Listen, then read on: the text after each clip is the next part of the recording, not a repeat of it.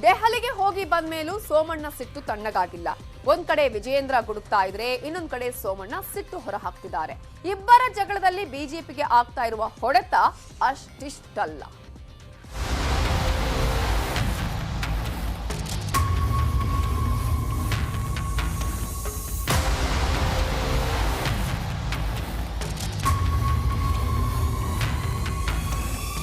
ಯಡಿಯೂರಪ್ಪ ಇಲ್ಲದ ಬಿಜೆಪಿಯನ್ನ ಕರ್ನಾಟಕದಲ್ಲಿ ಊಹಿಸಿಕೊಳ್ಳೋಕೆ ಸಾಧ್ಯನೇ ಇಲ್ಲ. ಇದು ಎಲ್ಲರಿಗೂ ಗೊತ್ತು. ಆದರೆ ಯಡಿಯೂರಪ್ಪ ಪುತ್ರ ವಿಜಯೇಂದ್ರ ಮೇಲೆ ಬಿಜೆಪಿಯ ಕೆಲ ನಾಯಕರಿಗೆ ಇರುವ ಸಿಟ್ಟು ಯಡಿಯೂರಪ್ಪರ ವರ್ಚಸ್ಸಿಗೆ ಧಕ್ಕೆ ಆಗ್ತಿದೆ ಅನ್ಸುತ್ತೆ. ಇದಕ್ಕೆ ವಿ ಸೋಮಣ್ಣ ಸ್ಪಷ್ಟ ಉದಾಹರಣೆ.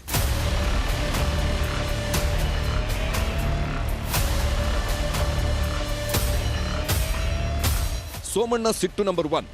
ಚಾಮರಾಜನಗರದಲ್ಲಿ ಬಿಜೆಪಿ ರಾಷ್ಟ್ರೀಯ ಅಧ್ಯಕ್ಷ ನಡ್ಡಾ ಕಾರ್ಯಕ್ರಮಕ್ಕೆ ಗೈರಾದ್ರು. ಸೋಮಣ್ಣ ಸಿಟ್ಟು ನಂಬರ್ 2. ಸೋಮಣ್ಣ ಕ್ಷೇತ್ರ ಗೋವಿಂದರಾಜನಗರ ಬಿಜೆಪಿ ಯಾತ್ರೆಯಲ್ಲಿ ಸಚಿವ ಅಶೋಕ್ ಮೇಲೆ ಗರಂ ಆದ್ರು. ಸೋಮಣ್ಣ ಸಿಟ್ಟು ನಂಬರ್ 3.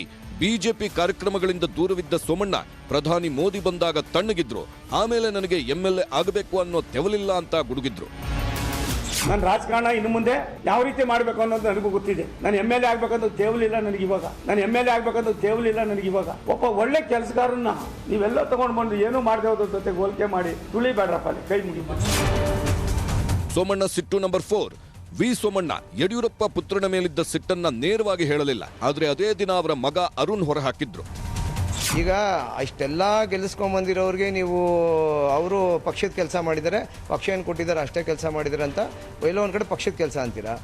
ಕೇವಲ ಒಂದೇ ಒಂದು ಸೀಟ್ ಗೆಲ್ಸ್ಕೊಂಬಂದವ್ರಿಗೆ ನೀವು ರಾಜ ಹುಲಿ ಮರಿ ಹುಲಿ ಅಂದ್ಕೊಂಡು ನೀವು ಎಲ್ಲೋ ಒಂದು ಕಡೆ ಇದು ಮಾಡಬೇಕಾದ್ರೆ ತಾರತಮ್ಯಗಳು ಎಲ್ಲೂ ಇರಬಾರ್ದು. ಪ್ರತಿಭೆಗೆ ಒಂದೇ ರೀತಿಯಾಗಿ ನೋಡಬೇಕಾಗತ್ತೆ ಹೊರತು ಎಲ್ಲರೂ ಒಂದೇನೇ ಇಲ್ಲಿ ಪಕ್ಷದಲ್ಲಿ. ನಿನ್ನೆ ವಿ ಸೋಮಣ್ಣ ದೆಹಲಿಗೂ ಹೋಗಿ ಬಂದ್ರು. ಹೈಕಮಾಂಡ್ ಮುಂದೆ ದುಃಖ ದುಮ್ಮಾನಗಳನ್ನೆಲ್ಲ ತೋಡಿಕೊಂಡ್ರು. ಇಷ್ಟೆಲ್ಲ ಆಗ್ತಿದ್ದಂತೆ ಸೋಮಣ್ಣ ಹೆಸರೇಳದೆ ವಿಜಯೇಂದ್ರ ಕಿಡಿಕಾರಿದ್ರು. ಆದ್ರಿವತ್ತು ಮತ್ತೆ ಸೋಮಣ್ಣ ಸಿಟ್ಟು ಹೊರಹಾಕಿದ್ರು. ಕೆಲವರು ಯಡಿಯೂರಪ್ಪರ ನಾಯಕತ್ವದ ಬಗ್ಗೆ ಪ್ರಶ್ನೆ ಮಾಡ್ತಕ್ಕಂಥ ಪ್ರಯತ್ನ ಮಾಡ್ತಾರೆ. ಯಡಿಯೂರಪ್ಪರ ನಾಯಕತ್ವದ ಬಗ್ಗೆ ಪ್ರಶ್ನೆ ಮಾಡ್ತಕ್ಕಂಥ ಪ್ರಯತ್ನ ಮಾಡ್ತಾರೆ. ಬಂಧುಗಳ ಒಂದು ಮಾತನ್ನ ಹೇಳ್ತಾನೆ. ಆದ್ರೆ ಯಡಿಯೂರಪ್ಪರ ಬಗ್ಗೆ ಯಡಿಯೂರಪ್ಪರ ಟೀಕೆ ಮಾಡ್ತಕ್ಕಂಥ ಕೆಲವ್ರನ್ನ ನಾನು ಗಮನಿಸ್ತಾ ಇದ್ದೇನೆ. ಯಡಿಯೂರಪ್ಪರ ಬಗ್ಗೆ ಟೀಕೆಯನ್ನು ಮಾಡ್ತಕ್ಕಂಥವ್ರು ಹುಷಾರಾಗಿರ್ಬೇಕು ಅಂತಕ್ಕಂಥ ಮಾತನ್ನು ನೇರವಾಗಿ ಹೇಳ್ತೇನೆ. ನಾನು ಹಿಂದೆ ಮುಂದೆ ನೋಡ್ತಕ್ಕಂಥ ಪ್ರಶ್ನೆನೇ ಇಲ್ಲ. ಯಡಿಯೂರಪ್ಪನವ್ರ ಬಗ್ಗೆ ನಾವೆಲ್ಲೂ ಕೂಡ ಏನೋ ಒಂದು ಮಾತಾಡೋರಲ್ಲ. ಯಡಿಯೂರಪ್ಪನವ್ರು ನಿಮಗೆ ಎಷ್ಟು ನಿಮ್ಮ ತಂದೆ ಆಗಿರ್ಬೋದು. ನಾನು ಇಷ್ಟೇ ವಿಜಯೇಂದ್ರ ಅವ್ರಿಗೆ ಹೇಳೋದು, ಯಡಿಯೂರಪ್ಪನವರು ನಿಮ್ಗೊಬ್ಬರಿಗೆ ನಾಯಕರಲ್ಲ, ನಮಗೂ ನಾಯಕರೇ. ಯಡಿಯೂರಪ್ಪನವರು ಮೌನವಾಗಿದ್ದಾರೆ ಅಂತ ಹೇಳಿದ್ರೆ ಅದರ ದೌರ್ಬಲ್ಯ ಅಂತೇಳಿ ಯಾರು ಭಾವಿಸಿದ್ರೆ ಅದ ಪಶ್ಚಾತ್ತಾಪ ಪಡಬೇಕಾಗ್ತದೆ. ಒಂದು ವೇಳೆ ಪಶ್ಚಾತ್ತಾಪ ಪಡಬೇಕಾಗ್ತದೆ. ಕೆಲವು ಸಂದರ್ಭದಲ್ಲಿ ಆಗ್ತಕ್ಕಂಥ ಕೆಲವು ಇದನ್ನ ನಾವು ನಮ್ಮಂಥವರು ಕೂಡ ಸತ್ಯ ಸಂಗತಿಯನ್ನು ಹೇಳಬೇಕಾಗಿರ್ತದೆ. ಯಡಿಯೂರಪ್ಪನವರು ತಮ್ಮ ಕುಟುಂಬವನ್ನು ಬೆಳೆಸಬೇಕಂತೇಳಿ ರಾಜ್ಯದಲ್ಲಿ ರಾಜಕಾರಣವನ್ನು ಮಾಡ್ತಾ ಇಲ್ಲ. ಯಡಿಯೂರಪ್ಪನವರು ಅವರ ಮಕ್ಕಳನ್ನ ರಾಜಕಾರಣದಲ್ಲಿ ತರಬೇಕು ಅಂತೇಳಿ ರಾಜ್ಯದಲ್ಲಿ ಪಕ್ಷ ಸಂಘಟನೆಯನ್ನು ಮಾಡಲಿಲ್ಲ. ಯಡಿಯೂರಪ್ಪನವರು ಯಾವತ್ತೂ ಕೂಡ ಕುಟುಂಬದ ಬಗ್ಗೆ ಚಿಂತನೆಯನ್ನು ಮಾಡಲಿಲ್ಲ. ಹಾಗಾಗಿ ಯಡಿಯೂರಪ್ಪನವ್ರನ್ನ ಟೀಕೆ ಮಾಡ್ತಕ್ಕಂಥ ಸಂದರ್ಭದಲ್ಲಿ ಎಚ್ಚರಿಕೆ ಇರಬೇಕು. ವಿಜಯೇಂದ್ರ ಒಬ್ಬ ಯುವಕ ಇದ್ದಾನೆ, ಬೆಳಿಬೇಕಾದವರು ಇದ್ದಾರೆ. ಅವರ ಒಂದು ಭಾವನೆಗಳನ್ನು ಅವ್ರ ಮುಂದೆ ಏನಾಗಬೇಕು ಅನ್ನೋ ಒಂದು ಕನಸನ್ನ, ಆ ಕನಸಿನಲ್ಲಿ ಅವ್ರು ಹೆಜ್ಜೆ ಹಾಕಿದ್ರೆ ಇನ್ನೂ ಹೈ ಕ್ಲಾಸ್ ಸಿಗುತ್ತದೆ. ಬಂಧುಗಳ ಈ ವೇದಿಕೆ ಮೂಲಕ ಒಂದು ಮಾತನ್ನ ನೇರವಾಗಿ ಹೇಳ್ತಕ್ಕಂಥ ಪ್ರಯತ್ನ ಮಾಡ್ತೇನೆ.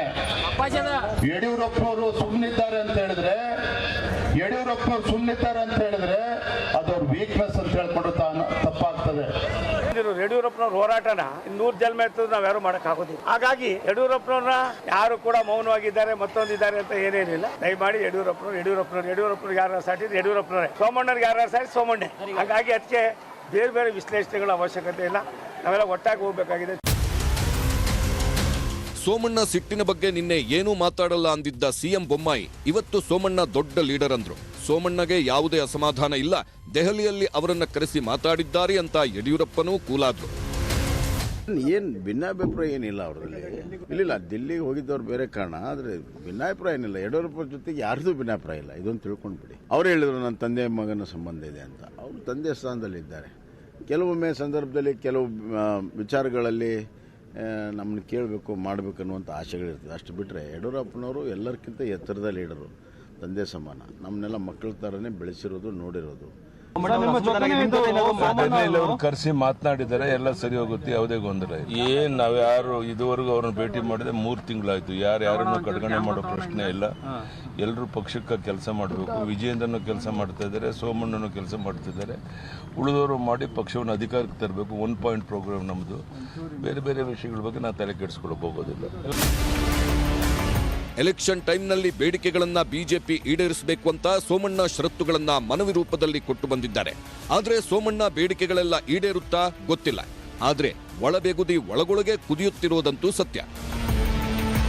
Bureau report, news 18.